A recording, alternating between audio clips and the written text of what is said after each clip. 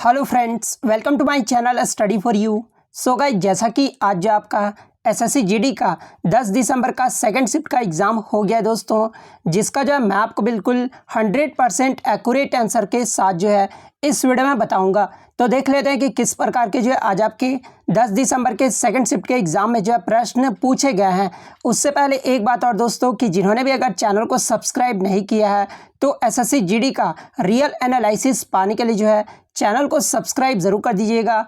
और बगल में ही आपको एक बेल आइकन यानी घंटे का निशान भी दिख रहा होगा, तो आप उसे भी जो जरूर प्रेस कर दीजिएगा। तो चलिए वीडियो को स्टार्ट करते हैं। तो आज का जो आपका पहला क्वेश्चन आया था कि अनुच्छेद 72 ये जो है किससे संबंधित है। तो देखिए, अनुच्छेद 72 में जो है राष्ट्रपति को क्षमादान की शक्ति प्राप्त की गई है, तो राष्ट्रपति को क्षमादान आपका करेक्ट हो जाएगा।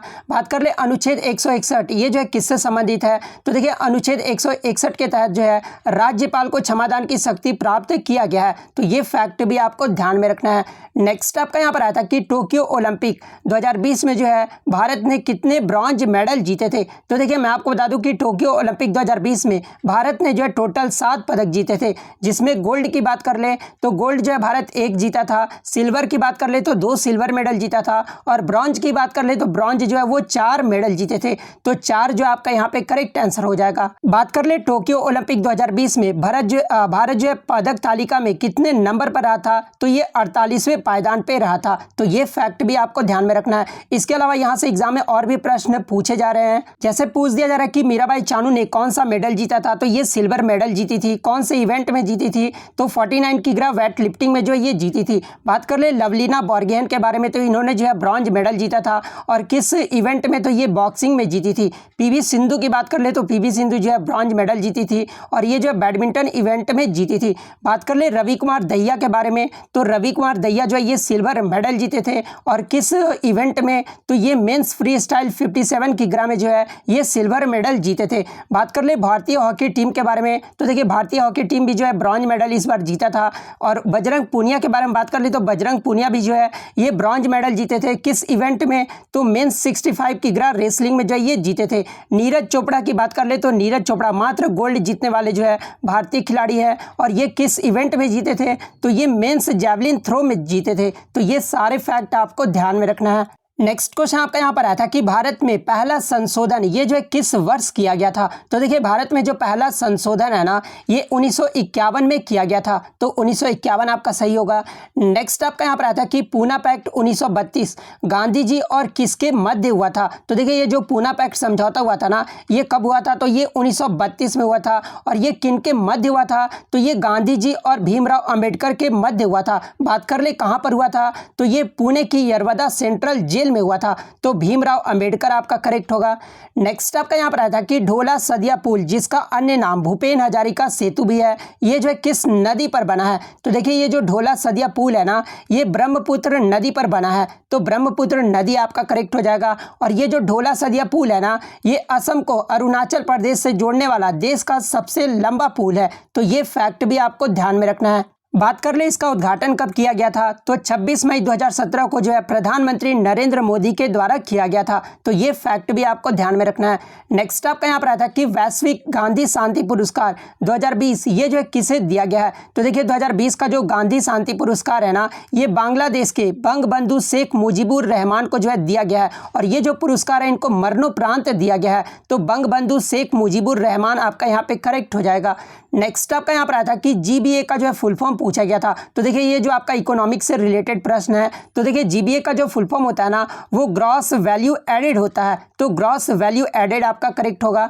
नेक्स्ट आपका यहाँ पर आया था कि भारतीय सेना की पूर्वी कमान का मुख्यालय पूछा गया था कि कहाँ पर स्थित है। तो देखिए, भारतीय सेना का जो पूर्वी कमान का मुख्यालय है ना, ये आपका कोलकाता पश्चिम बंगाल में स्थित है। बात कर ले पूर्वी कमान का गठन ये जो है कब किया गया था। तो देखिए, पूर्वी कमान का जो गठन है ना, ये 1920 में हुआ था, और उस समय लखनऊ इसका जो है मुख्यालय था। लेकिन 1 मई 1963 के बाद जो है सेंट्रल कमांड बनने के बाद फिर से जो है लखनऊ को कहां पर स्थापित कर दिया गया मुख्यालय। तो सेंट्रल कमांड का जो मुख्यालय है ना, वो लखनऊ स्थापित कर दिया गया। तो ये फैक्ट भी आपको ध्यान में रखना है। कुछ बच्चे ने बताया कि पश्चिमी कमान का जो है मुख्यालय पूछा गया था। तो देखिए, मैं सारे आपको बता दूं कि पश्चिमी कमान का जो मुख्यालय है ना, ये चंडी मंदिर में स्थित है। पूर्वी कमान का अगर पूछा गया हुआ तो कोलकाता आपका करेक्ट होगा। उत्तरी कमान का अगर पूछा जाए आपसे तो ये उधमपुर में है। अगर दक्षिणी कमान का पूछ लिया जाए तो ये पुणे में है। केंद्रीय कमान का अगर पूछ लिया जाए तो ये आपका लखनऊ में है। सेना प्रशिक्षण कमान का अगर पूछ लिया जाए तो ये आपका शिमला में है। दक्षिण पश्चिम कमान का अगर मुख्यालय पूछ लिया जाए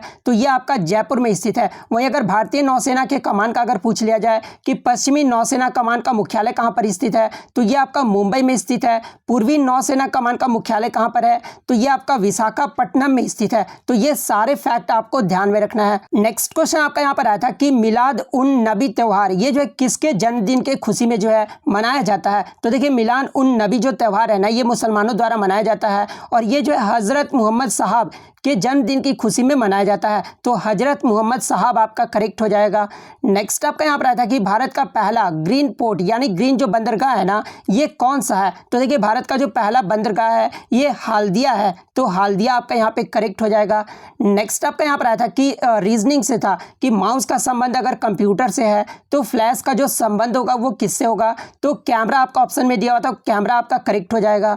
नेक्स्ट आपका यहाँ पर आया था कि 2020 में प्रधानमंत्री नरेंद्र मोदी ने जो है नेहरू मेमोरियल में किसकी मूर्ति का उद्घाटन किया था। तो देखिए 2020 में प्रधानमंत्री नरेंद्र मोदी के द्वारा नेहरू मेमोरियल से जो है ये स्वामी विवेकानंद जी का जो है मूर्ति का उद्घाटन किया गया था। तो स्वामी विवेकानंद आपका करेक्ट होगा।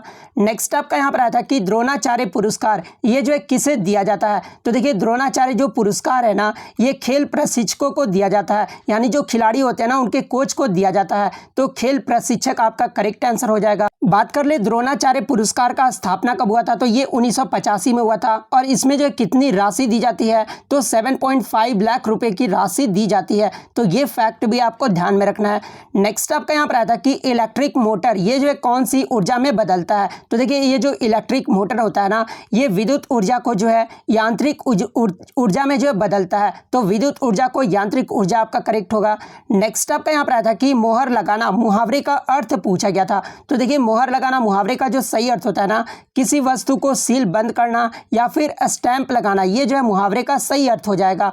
नेक्स्ट आपका यहाँ पर आया था कि आंखें दिखाना मुहावरे का अर्थ पूछा गया था। तो देखिए आंखें दिखाना मुहावरे का जो सही अर्थ होता है ना वो बहुत क्रोध करना होता है। नेक्स्ट आपका यहाँ पर सूर्य का प्रवाचित शब्द पूछा गया था। तो देखिए सूर्य का जो प्रवाचित शब्द होता है वो दिनकर होता है, रवि होता है, भास्कर, प्रभाकर, दिवाकर, आदित्य और भानु, ये सब जो होते हैं आपके सूर्य के प्रवाचित शब्द होते हैं। तो इनमें से जो भी दिया होगा वो आपका सही हो जाएगा।